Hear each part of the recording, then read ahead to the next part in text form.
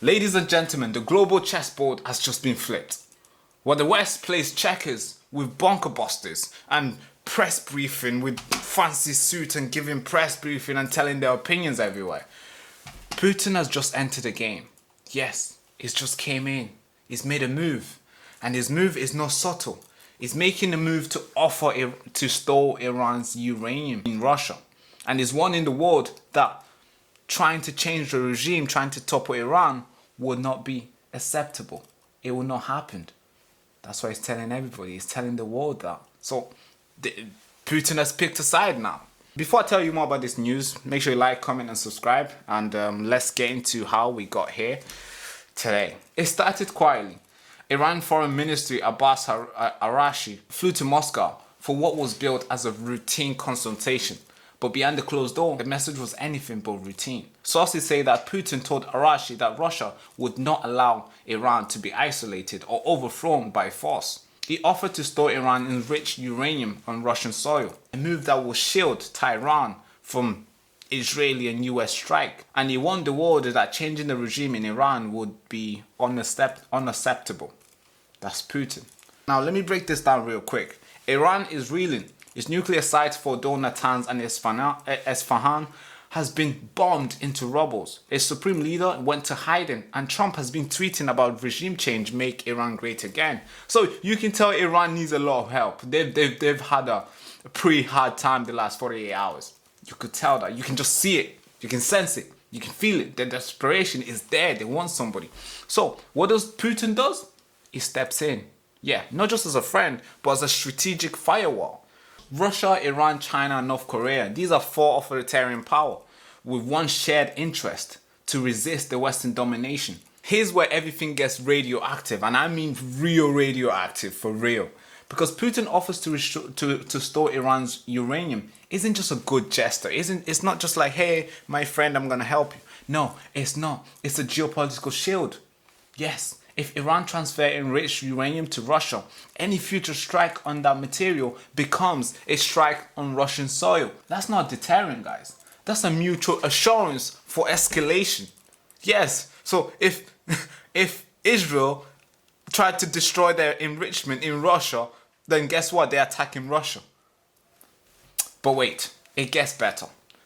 Putin isn't just backing Iran. He's also pitching himself as a peacemaker. Yes, as a peacemaker. He wants everybody to calm down, but guess what? Pass me a nuke, I'm gonna pack it here for you. But calm down, everybody calm down. But I'm gonna store it for you here, so that's literally what's happening. Because here's what Putin was saying the last time he was out there in public in St. Petersburg forum. Here's what he said. We have shared proposals with both Israel and Iran. A solution that can be found. Yeah, that's the guy who invaded Ukraine, who crossed descent, and who bombed Syria, is now a voice of like peacemaker in the Middle East.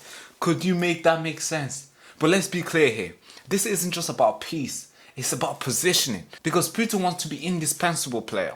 He doesn't want to be ignored. He wants to be the forefront of this whole thing. Like, oh, I'm doing this. Look, look. He wants to be the next Trump because Trump's name is everywhere. Oh, what about Putin? Let's put Putin in there.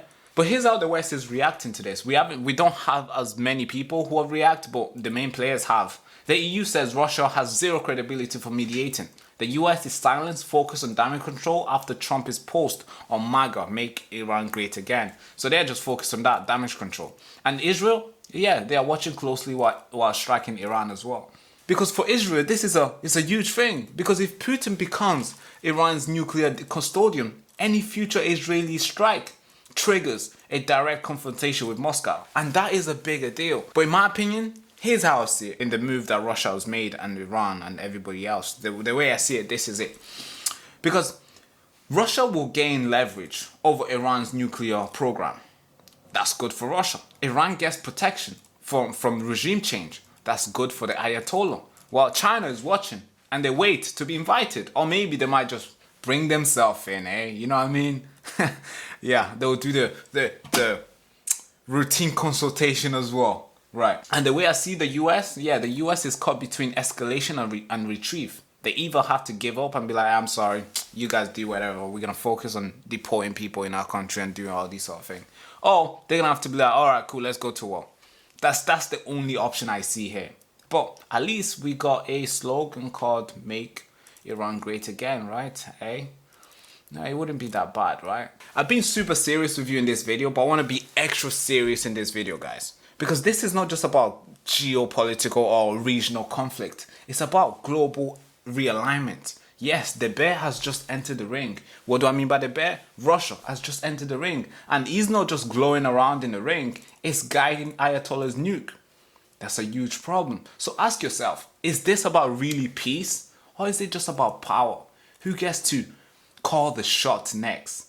Because now Russia has the power now. They will decide if they're going to help them out with nukes, with their uranium. They're going to decide how long Iran will take to finally get their nuke. Or maybe they're going to decide if Iran is going to get their nuke or not. So now they have the shot, not Trump anymore. Because when uranium moves to Moscow and missiles fly over Tehran to Moscow, man, it's not going to be safe. The world will not be safe, and the world will get smaller and it will get more dangerous.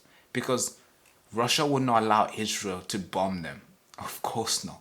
And of course, United States of America will not allow Russia to bomb Israel back.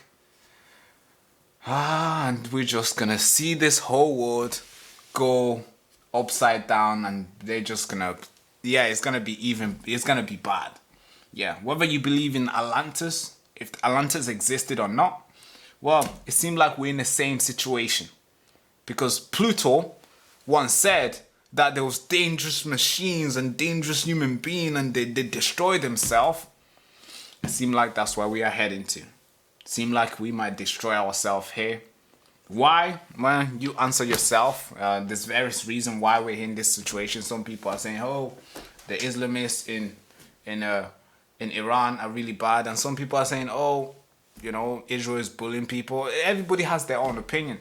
Comment down what you think. This move of Russia, the next move that Trump might make. What do you think? Thank you so much for watching. You've been listening to Backroom Newsroom. Bye-bye, bye-bye, bye-bye.